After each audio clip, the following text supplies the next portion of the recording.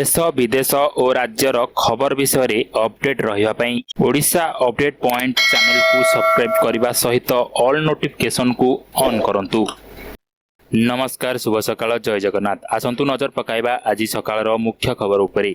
Number 1, राज्य में सुस्थ हेले आउ 10,405 कोरोना आक्रांत। राज्य में आउ 10,405 कोरोना आक्रांत सुस्थ होइछंती। यहाकू मिसाई राज्य में मोट सुस्थ संख्या 6,80,932 रे पहुंची। राज्य स्वास्थ्य विभाग पक्षर जारी सूचना अनुसार खोर्धा जिले में सर्वाधिक 1449 जन सुस्थ होइथिबा बेले कटक जिले में 954 जन सुस्थ होइछंती।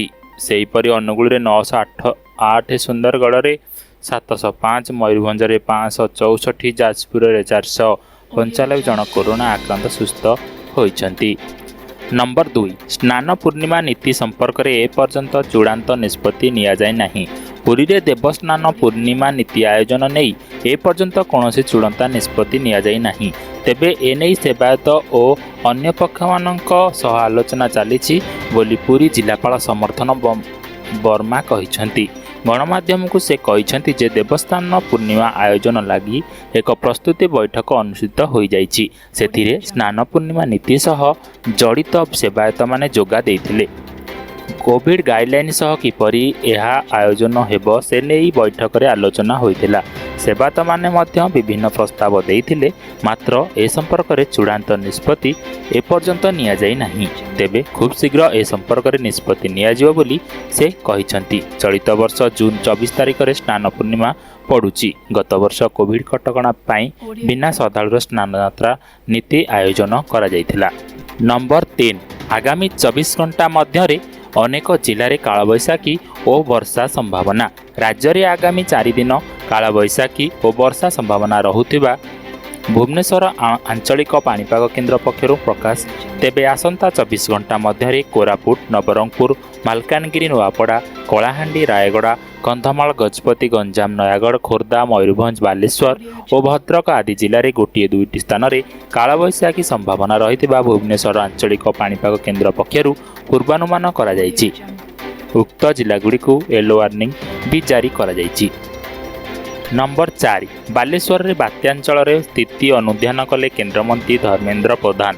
प्राकृतिक विपर्यय आम राज्य ओडिशा पाई नुआ तथ्य कथा नुहे, किंतु यार मुकाबिला पाई व्यापक स्थायी पदक्षेप ग्रहण करने एकांत अपरिहार्य बोली केन्द्र पेट्रोलियम और इस्पात मंत्री धर्मेंद्र प्रधान कहिसेंती।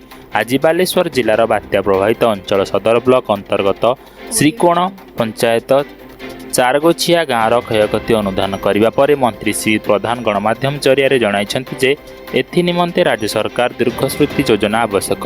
समुद्र कूल अंचल मानक हेन्ताଳ बण सृष्टि करने, व्यापक झाऊ गछ लगाइबा, नदीबंध सुदृढ़ करने, नदी और समुद्र तटरे बसवास करुवा गाँगुड़िक लोकों युद्धकालीन भित्तिरे पक्काघर बंटन करने, संपृक्त अंचल में विद्युत सेवा अब्याहत माटी तले केबुल बिछाइबा, पीवा पानीर अभाव असुविधा बुझा आदि कार्यक्रम कले बात्यार मुकाबला करने सहज साध्य हो पार बोली से कहिथिले।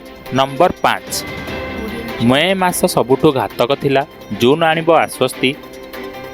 मे मास सबुठु घातक थिला। 31 दिन में राज्य में 3,20,803 पॉजिटिव चिन्हट होइथिले। मे मासर कोरोना रे 711 जनकर मृत्यु होइछि। मे 22 रे राज्य में पीक थिला 12,852। तेबे जून मासर ट्रेंड कमियो बोली कहिसेंती जन स्वास्थ्य निदेशक। 4 सप्ताह पर लॉकडाउन रो प्रभाव देखा मिली। सुंदरगढ़ रे संक्रमण अधिक थिले मध्य हार कमुतबा देखा जाउछि। लॉकडाउन कोहल हेउतबा 3 जिले में संक्रमण बढ़िले पुणी कटकणा कड़ा होई पारे बोली से सूचना देइछन्ती। नंबर 6, नवरंगपुर और जयपुर गस्त रे मुख्य शासन सचिव एवं स्वास्थ्य विभाग अतिरिक्त मुख्य शासन सचिव सुरेश महापात्र और स्वास्थ्य विभाग अतिरिक्त मुख्य शासन सचिव नवरंगपुर और जयपुर गस्त करिसेंती। एक स्वतंत्र हेलिकॉप्टर प्रथमे नवरंगपुर गस्त करिसेंती। राज्य शासन एही 2 प्रमुख अधिकारी जिले में कोरोना स्थिति नहीं सक्रिट हाउस रे एक बैठक करिसेंती। एठारे नवरंगपुर जिलापाल अजित कुमार मिश्र, एसपी प्रहलाद सहाय मीना, नवरंगपुर सीडीओएम शोभाराणी मिश्र सह आलोचना करथिले। परे उभय नवरंगपुर कोविड हॉस्पिटल जाई स्थिति परखिथिले। नंबर 7, महाप्रभुଙ୍କ गुप्त नीति श्रीमंदिर को सुरक्षा देव ଗୋଟିଏ ମୋବାଇଲ କଟକଣା କେବଳ ନାମକୁ ମାତ୍ର। ବାରମ୍ବାର ଶ୍ରୀମନ୍ଦିର ଭିତରେ ଫଟୋ ଭାଇରାଲ ହେଉଛି। କେତେବେଳେ କିଏ ଭିତର ବେଢ଼ାରେ ଶ୍ରୀମନ୍ଦିର ସହ ଫଟୋ ନେଲାଣି ତ କିଏ ରୋଷେଇ ଘରର ଫଟୋ ଭାଇରାଲ କଲାଣି। ଆଉ ପୁଣି କେହି ଶ୍ରୀମନ୍ଦିର ଭିତରେ ବସି ଭିଡ଼ିଓ କଲିଂର ଚଣ୍ଡୀପାଠର ସିଧାସଳଖ ଦୃଶ୍ୟ ଦେଖାଇଲାଣି। ଏବେ ମୋବାଇଲ କଟକଣାକୁ ସବୁ ସୀମା ଟପି ଯାଇଛି। ଯେତେବେଳେ ଗର୍ଭଗୃହ ରତ୍ନସିଂହାସନ ଫଟୋ ଭାଇରାଲ ହେବାକୁ ଚର୍ଚ୍ଚାକୁ ଆସିଛି, ଏହା କେବଳ ଶ୍ରୀମନ୍ଦିର ସୁରକ୍ଷା ହୁଗୁଳା ବ୍ୟବସ୍ଥାକୁ ସର୍ବସମ୍ମୁଖ ଆଣୁନି, ଶ୍ରୀମନ୍ଦିର ଓ ମହାପ୍ରଭୁଙ୍କ ଗୁପ୍ତନୀତିକୁ ବିପଦ ଭିତରକୁ ଠେଲି ଦେଉଛି। ଏ ସମ୍ପର୍କରେ ଶ୍ରୀମନ୍ଦିର ପ୍ରଶାସନ ସିଂହଦ୍ୱାର ଥାନାରେ ଅଭିଯୋଗ କରିଛି ସତ, କିନ୍ତୁ କିଏ କେବେ ଅଭିଯୁକ୍ତ ଧରା ହେବ ତାହାକୁ ନେଇ ପ୍ରଶ୍ନ ଉଠାଇଛନ୍ତି ଭକ୍ତମହଲ। ଏଭଳି ସ୍ଥିତିରେ ଅତୀତର ମୋବାଇଲ କଟକଣା କୁଆଡ଼େ ଗଲା ବୋଲି ପ୍ରଶ୍ନ ଉଠିଛି। ନମ୍ବର 8, ରାଜ୍ୟରେ ମିଳୁନି ମ୍ୟୁକରମାଇକୋସିସ୍ ଇଞ୍ଜେକ୍ସନ। ମ୍ୟୁକରମାଇକୋସିସ୍ ରୋଗୀ ସଂଖ୍ୟା ରାଜ୍ୟର କ୍ରମଶଃ ବଢ଼ି ବଢ଼ି ଚାଲିଥିବା ବେଳେ ଏହି ରୋଗର ଚିକିତ୍ସା ପାଇଁ ବ୍ୟବହୃତ ହେଉଥିବା ଜୀବନ ରକ୍ଷାକାରୀ ଇଞ୍ଜେକ୍ସନ ଲିପୋଜୋମାଲ ଆମ୍ଫୋଟେରିସିନ୍ ବି ଏବେ ମିଳୁନି। ଫଳରେ ଆକ୍ରାନ୍ତଙ୍କ ସମ୍ପର୍କୀୟମାନଙ୍କୁ ଏହାକୁ ନେଇ ଉଦ୍ବେଗ ପ୍ରକାଶ କରିଛନ୍ତି। ବ୍ଲାକ୍ ଫଙ୍ଗସରେ ଆକ୍ରାନ୍ତ ହୋଇ ରାଜଧାନୀସ୍ଥିତ ଏକ ଘରୋଇ ଡାକ୍ତରଖାନାରେ ଚିକିତ୍ସାଧୀନ ଜଣେ 31 ବର୍ଷୀୟ ଯୁବକଙ୍କ ସମ୍ପର୍କୀୟମାନେ 10 ଦିନ ହେଲା ଖୋଜୁଛନ୍ତି ଏହି ଇଞ୍ଜେକ୍ସନ। ଏ ସଂକ୍ରାନ୍ତରେ ସେମାନେ ଔଷଧ ନିଗମ, ବିଏମ୍ସି କମିଶନର, ରାଜ୍ୟ କେନ୍ଦ୍ର ସରକାର ପ୍ରତିନିଧିଙ୍କୁ ଲିଖିତ ଭାବରେ ଜଣାଇଛନ୍ତି। ମାତ୍ର ଏଯାଏ ଇଞ୍ଜେକ୍ସନ ଯୋଗାଡ଼ ହୋଇପାରିନାହିଁ। ନମ୍ବର 9, ଗାଁ ଲୋକଙ୍କ ଏକତା ପାଇଁ ମାଡ଼ିନି କରୋନା। ଯେଉଁଠି ଗାଁ ଲୋକ ସଚେତନ ଏବଂ ସେମାନଙ୍କ ମଧ୍ୟରେ ଏକତା ରହିଛି, ସେଠି କରୋନା ପ୍ରବେଶ କରିବାକୁ ସୁଯୋଗ ପାଏନି। ଅନ୍ୟ ଭାବେ କହିଲେ ଗାଁର କେହି ଜଣେ ବି କରୋନାରେ ସଂକ୍ରମିତ ହେଉନାହାନ୍ତି। ସେହିଭଳି ଏକ ଗାଁ ହେଉଛି ଗଞ୍ଜାମ ଜିଲ୍ଲା ଖଲିକୋଟ ବ୍ଲକ ଓ କୋଦାଳ ଥାନା ଅଧୀନ ଦାନନ୍ଦୁର ପଞ୍ଚାୟତର କରଞ୍ଜରା। ଠିକ୍ ସମୟରେ ସବୁ ନିୟମକୁ କଡ଼ାକଡ଼ି ଭାବେ ପାଳନ କରୁଥିବାରୁ ପ୍ରଥମ ଲହର ପରେ ଦ୍ୱିତୀୟ ଲହରରେ ବି ଗ୍ରାମବାସୀ ଏଯାଏଁ ସଂକ୍ରମିତ ହୋଇନାହାନ୍ତି। ନମ୍ବର 10, ୟାସ୍ ମୁକାବିଲା ନବୀନ ସରକାରଙ୍କୁ ପ୍ରଶଂସା କଲା ଜାତିସଂଘ। ବାତ୍ୟା ମୁକାବିଲା ନେଇ ମୁଖ୍ୟମନ୍ତ୍ରୀ ପଟ୍ଟନାୟକଙ୍କୁ ପୁଣି ଥରେ ପ୍ରଶଂସା କରିଛି ଜାତିସଂଘ।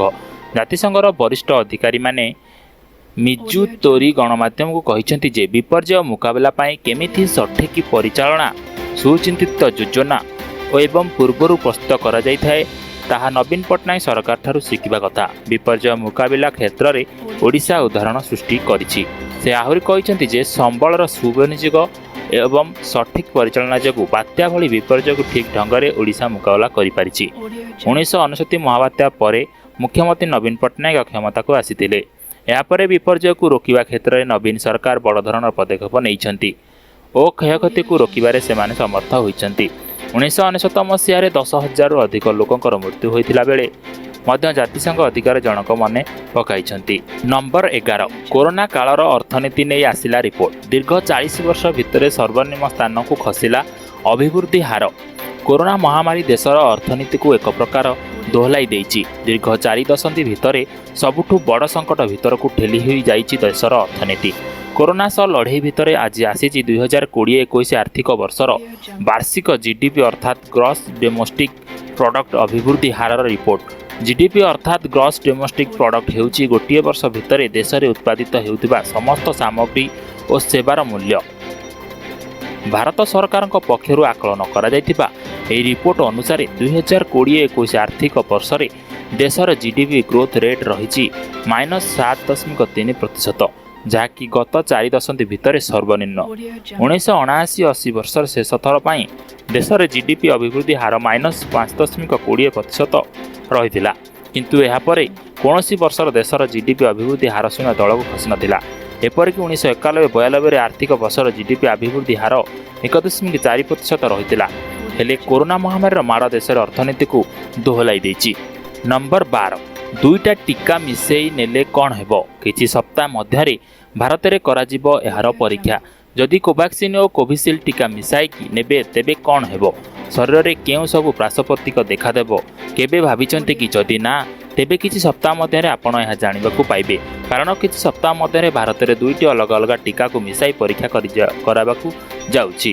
ଟିକାକରଣ ନେଇ ଜାତୀୟ ଟିକାକରଣ ବୈଷୟିକ ପରାମର୍ଶଦାତା national technical adviser group on immunisation ଡାକ୍ତର ଅନେକ ଆରୋରା ସୋମବାର କହିଛନ୍ତି ଯେ ଖୁବ୍ ଶୀଘ୍ର ଦେଶରେ କୋଭିଡ୍ ଟିକାର 2ଟି ଭିନ୍ନ ଭିନ୍ନ ଡୋଜ୍କୁ ମିଶାଇ ପରୀକ୍ଷା କରାଯିବ। ଆରୋରା କହିଛନ୍ତି ଯେ ଏହା କରୋନା ଭୂତାଣୁ ପ୍ରତି ରୋଗ ପ୍ରତିରୋଧକ ଶକ୍ତି ବଢ଼ାଇବାରେ ସାହାଯ୍ୟ କରେ କି ନାହିଁ ତାହା ଜାଣିବା ପାଇଁ ପରୀକ୍ଷା କରାଯିବ। ନମ୍ବର 13, 5G ନେଟୱାର୍କ ପ୍ରତିଷ୍ଠା ବିରୁଦ୍ଧରେ ଦିଲ୍ଲୀ ହାଇକୋର୍ଟରେ ମାମଲା ରୁଜୁ କଲେ ଅଭିନେତ୍ରୀ ଜୁହି ଚାୱଲା। ଦେଶରେ 5G ବେତାର ନେଟୱାର୍କ ପ୍ରତିଷ୍ଠା ବିରୁଦ୍ଧରେ ଅଭିନେତ୍ରୀ ପରିବେଶିତ ଜୁହି ଚାୱଲା ମାମଲା ରୁଜୁ କରିଛନ୍ତି। ସୋମବାର ଦିଲ୍ଲୀ ହାଇକୋର୍ଟ ନିକଟକୁ ଯାଇ ନାଗରିକ ପଶୁ ଉଦ୍ଭିଦ ଓ ଜୀବଜନ୍ତୁଙ୍କ ଉପରେ 5G ବେତାର ନେଟୱାର୍କ ବିକରଣ ଖରାପ ପ୍ରଭାବ ପକାଇବ ବୋଲି ଦର୍ଶାଇ ମାମଲା ରୁଜୁ କରିଛନ୍ତି ଜୁହି ଚାୱଲା। ଜଷ୍ଟିସ୍ ସି ହରିଶଙ୍କର ଯାହାଙ୍କ ପାଖକୁ ପ୍ରଥମେ ମାମଲା ଶୁଣାଣି ପାଇଁ ଆସିଥିଲା, ସେ ଶୁଣାଣି ପାଇଁ ଅନ୍ୟ ଏକ ବେଞ୍ଚକୁ ସ୍ଥାନାନ୍ତର କରିଛନ୍ତି। ଜୁନ୍ 2ରେ ଜୁହିଙ୍କ ମାମଲା ଉପରେ ଶୁଣାଣି ହେବ ବୋଲି ଜଣାପଡ଼ିଛି। ଜୁହି ଚାୱଲା କହିଛନ୍ତି, ଯଦି 5G ପାଇଁ ଟେଲିକମ୍ ଇଣ୍ଡଷ୍ଟ୍ରିର ଯୋଜନା ସଫଳ ହୁଏ, ତେବେ କୌଣସି ବ୍ୟକ୍ତି, ପଶୁ, ପକ୍ଷୀ, କୀଟନାଶକ ଏବଂ ପୃଥିବୀରେ କୌଣସି ଉଦ୍ଭିଦ ଦିନକୁ 24 ଘଣ୍ଟା ଏବଂ ବର୍ଷକୁ 365 ଦିନ RF ବିକରଣ ସଂସ୍ପର୍ଶରେ ଆସିବାକୁ ଏଡ଼ାଇ ପାରିବେ ନାହିଁ, ଯାହା ବର୍ତ୍ତମାନ ଠାରୁ 100 ଗୁଣ ଅଧିକ ହେବ।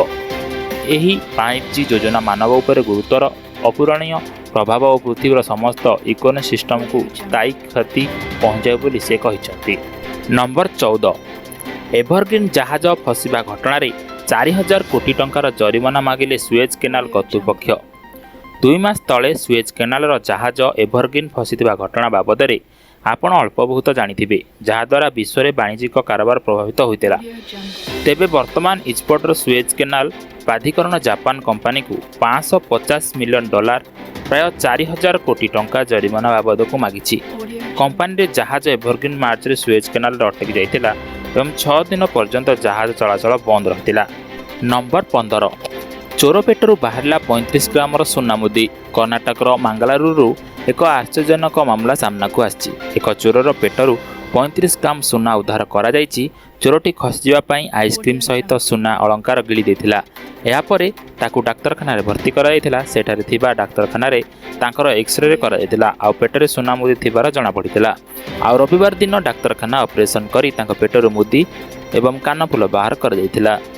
ନମ୍ବର 16, ସେଣ୍ଟ୍ରାଲ ଭିଷ୍ଟା ପ୍ରକଳ୍ପ କାମ ସ୍ଥଗିତ ରଖାଯାଇପାରିବ ନାହିଁ ବୋଲି ଆବେଦନକାରୀଙ୍କ ଉପରେ ଜରିମାନା ଲଗାଇଲେ ଦିଲ୍ଲୀ ହାଇକୋର୍ଟ। କରୋନା ମହାମାରୀ ସମୟରେ ଏତେ କୋଟି ଟଙ୍କାର ସେଣ୍ଟ୍ରାଲ ଭିଷ୍ଟା ପ୍ରକଳ୍ପ କାମ ସ୍ଥଗିତ କରିବାକୁ ଦିଲ୍ଲୀ ହାଇକୋର୍ଟରେ ଆବେଦନ କରାଯାଇଥିଲା। ଆଜି ଆବେଦନକାରୀଙ୍କ ପିଟିସନକୁ ଖାରଜ କରିବା ସହ ତାଙ୍କ ଉପରେ ଜରିମାନା ଲଗାଇଛନ୍ତି ଦିଲ୍ଲୀ ହାଇକୋର୍ଟ। ସେଣ୍ଟ୍ରାଲ ଭିଷ୍ଟା ପ୍ରକଳ୍ପ କାମ ଜରୁରୀ ଏବଂ ଏହାକୁ ସ୍ଥଗିତ ରଖାଯାଇପାରିବ ନାହିଁ ବୋଲି କହିଛନ୍ତି ଦିଲ୍ଲୀ ହାଇକୋର୍ଟ। ନମ୍ବର 17, କମୁଥିବା ଜନସଂଖ୍ୟାକୁ ନେଇ ବଢ଼ିଲା ଚୀନର ଚିନ୍ତା। 2ଟି ନୁହେଁ 3ଟି ସନ୍ତାନ ଜନ୍ମ କରିବାକୁ ସରକାର ଦେଲେ ଅନୁମତି। ଚୀନର ମୋଟ ଜନସଂଖ୍ୟାର ଏକ ବଡ଼ ଭାଗ ଏବେ ବୃଦ୍ଧ ଅବସ୍ଥାରେ ପହଞ୍ଚି ସାରିଛି। ଏହାସହ ଦେଶରେ ଜନସଂଖ୍ୟା ବୃଦ୍ଧିର ଗତି ହ୍ରାସ ହୋଇଛି। ଏହାକୁ ନଜରରେ ରଖି ଚୀନ ସରକାର ପରିବାର ନିୟୋଜନ ନିୟମରେ କୋହଳ କରିଛନ୍ତି। ସୋମବାର ଦିନ ଚୀନ ସରକାର ଏନେ ଏକ ବଡ଼ ଘୋଷଣା କରିଛନ୍ତି। ସରକାରଙ୍କ ଘୋଷଣା ମୁତାବକ ଏବେ ଜଣେ ଦମ୍ପତି 3ଟି ସନ୍ତାନ ଜନ୍ମ କରିପାରିବେ। ପ୍ରଥମେ ଚୀନର ଆଇନ ମୁତାବକ ଜଣେ ଦମ୍ପତି 2ଟି ସନ୍ତାନ ଜନ୍ମ କରିବାର ପ୍ରାବଧାନ ଥିଲା। କିଛି ଦିନ ତଳେ ଚୀନ ଜନସଂଖ୍ୟାର ଏକ ହିସାବ ଆସିଥିଲା, ଯେଉଁଥିରେ ଦେଖାଯାଇଥିଲା କି ମୋଟ ଜନସଂଖ୍ୟାର ଏକ ବଡ଼ ଭାଗ ବୃଦ୍ଧ ଅବସ୍ଥାକୁ ଆସିଯାଇଛନ୍ତି। ଏହା ଦେଶର ଭବିଷ୍ୟତ ପାଇଁ ବିପଦ ବୋଲି ଆଶଙ୍କା କରି ଚୀନ ସରକାର ପରିବାର ନିୟୋଜନ ଆଇନରେ ପରିବର୍ତ୍ତନ ଆଣିଛନ୍ତି। ନମ୍ବର 18, କୋଭିଡ୍-19ର ଉତ୍ପତ୍ତି ସନ୍ଧାନ କର, ନଚେତ୍ କୋଭିଡ୍-26 ଓ କୋଭିଡ୍-32 ଭୋଗିବ ଆମେରିକୀୟ ବିଶେଷଜ୍ଞ। ଭବିଷ୍ୟତରେ ମହାମାରୀ ବିପଦକୁ ପ୍ରତିରୋଧ କରିବା ଲାଗି କୋଭିଡ୍-19 ଉତ୍ପତ୍ତି ସନ୍ଧାନ କରିବା ଲାଗି ବିଶ୍ୱ ଚୀନ ସରକାରଙ୍କ ସହଯୋଗ ଲୋଡୁଛି ବୋଲି ରବିବାର ଦିନ ଯୁକ୍ତରାଷ୍ଟ୍ର ଆମେରିକା 2 ଜଣ ବିଶେଷଜ୍ଞ କହିଛନ୍ତି। ପୂର୍ବରୁ ଟ୍ରମ୍ପ ପ୍ରଶାସନରେ food and drug administration commissioner ଏବଂ ସମ୍ପ୍ରତି ଫାଇଜର କମ୍ପାନୀର ବୋର୍ଡରେ ଥିବା ସ୍କଟ୍ ଗଟଲିବ୍ ସିବି ନ୍ୟୁଜ୍ର ଫେମସ୍ ଅଫ୍ ନେସନକୁ କହିଛନ୍ତି, ଚୀନର ଉହାନ ପରୀକ୍ଷାଗାରକୁ SARS-CoV-2 ଭୂତାଣୁ ଖସି ଆସିଥାଇପାରେ ବୋଲି କରାଯାଇଥିବା ବିଶ୍ୱାସକୁ ସୁଦୃଢ଼ କରିବା ଲାଗି ମିଳୁଥିବା ସୂଚନା କ୍ରମଶଃ ବୃଦ୍ଧି ପାଇଛି। ସେ ପୁଣି ମଧ୍ୟ କହିଛନ୍ତି ଯେ ବନ୍ୟପ୍ରାଣୀଙ୍କଠାରୁ ଉକ୍ତ ଭୂତାଣୁ ଆସିଥିବା କଥା ଅନ୍ୱେଷଣରୁ କୌଣସି ସଂକେତ ମିଳିନଥିଲା ବେଳେ ଲ୍ୟାବ୍ ଲିଗ୍ ବିଶ୍ୱାସକୁ ଟଳିବା ଲାଗି ଚୀନ ପ୍ରମାଣ ଯୋଗାଇ ହେଉନାହିଁ। ନମ୍ବର 19, CBSE ଦ୍ୱାଦଶ ବୋର୍ଡ ପରୀକ୍ଷା ଜୁନ୍ 30 ପର୍ଯ୍ୟନ୍ତ ସ୍ଥଗିତ ରହିଲା। ସୁପ୍ରିମକୋର୍ଟଙ୍କ ଶୁଣାଣି, 2 ଦିନରେ ନିଷ୍ପତ୍ତି ନେବେ କେନ୍ଦ୍ର ସରକାର। CBSE 2021 ଦ୍ୱାଦଶ ବୋର୍ଡ ପରୀକ୍ଷା ବାତିଲ କରାଯିବା ସଂକ୍ରାନ୍ତରେ ଆଜି ପାଇଁ ନିର୍ଦ୍ଧାରିତ ହୋଇଥିବା ଦିନକୁ ସୁପ୍ରିମକୋର୍ଟ ଜୁନ୍ 30 ତାରିଖ ପର୍ଯ୍ୟନ୍ତ ସ୍ଥଗିତ ରଖିଛନ୍ତି। ଅବିଳମ୍ବେ କେନ୍ଦ୍ର ସରକାର ଏ ସଂକ୍ରାନ୍ତରେ ଚୂଡ଼ାନ୍ତ ନିଷ୍ପତ୍ତି ଗ୍ରହଣ କରିବେ ବୋଲି ସୂଚନା ପାଇବାର ପରେ ସୁପ୍ରିମକୋର୍ଟ एभली निष्पत्ति नेइछन्ति। 2 दिन मध्य द्वादश श्रेणी बोर्ड परीक्षा विषय सिद्धांत नियाजिबो बोली केंद्र सरकार सुप्रीम कोर्ट को अवगत कराइछन्ति। एथिपाई गुरुवार पर्यंत समय मागी तापरे शुणाणी तारीख धार्य करने लगी केंद्र सरकार सुप्रीम कोर्ट को अनुरोध करिछन्ति। नंबर 20 ए वर्ष शेष सुधा 18 वर्षर ऊर्ध्व समस्त को टीका दे पारिबु बोली आत्मविश्वास अछि सुप्रीम कोर्ट को कहिले केंद्र सरकार। ए वर्ष शेष सुधा 18 वर्षर ऊर्ध्व योग्य विवेचित समस्त नागरिकों को कोविड-19 टीकार दे पारिबा आत्मविश्वास थिबा कथा सोमवार दिन केंद्र सरकार सुप्रीम कोर्ट को कहिसंती। देश में कोविड-19 परिचालना संक्रांत एक सुओ मोटो मामला शुणाणी समय सरकार समस्त योग्य विवेचित नागरिक मानक टीका देबा पई करिथिबा योजना प्रसंग बुझाई देबा सह दाबी करिसेंती जे चाहिदा को चाहि स्वदेशी टीका उत्पादन यथेष्ट हेबो। प्रशासन को स्पष्ट करी केंद्र सरकार पक्षरु सिलिसिटर जनरल तुषार मेहटा कहले जे Serum Institute of India, Bharat Biotech एवं डॉक्टर रेड्डीज लैब भली स्वदेशी टीका उत्पादनकारी उत्पादन 18 वर्ष ऊर्ध्व समस्त को देवा यथेष्ट हेबो।